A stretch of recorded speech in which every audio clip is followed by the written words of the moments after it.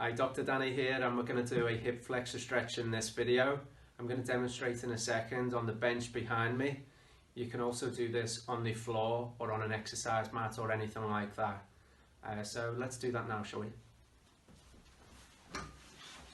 So for the hip flexor stretch, what we're going to do, have you ever seen someone on a racetrack and they're in the position crouched downward before they're about to start a race?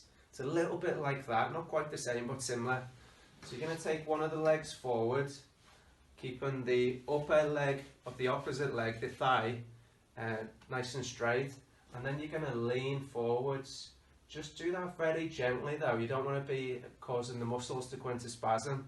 You'll feel a nice little stretch at the front of the thigh there, and then you do the same thing on the other side. So this time the opposite knee's forward, and you'll feel a stretch in the opposite side.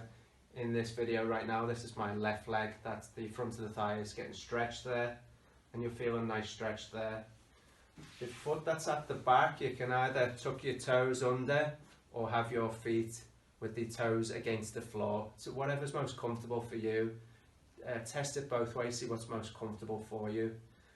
So for that hip flexor stretch, obviously I've demonstrated on the bench there, but you can do that on the floor or an exercise mat. And why would you need to do this stretch, you might be thinking?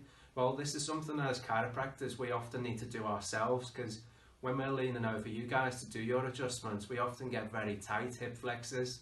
And also those people that spend a lot of time sat down, whether it's on your computer or on the couch, on your phone and all this kind of thing, the hip flexors often get very, very tight doing that, because if you think about it, when you sat down, your hips are flexed in quite significantly there, so those muscles can go into spasm.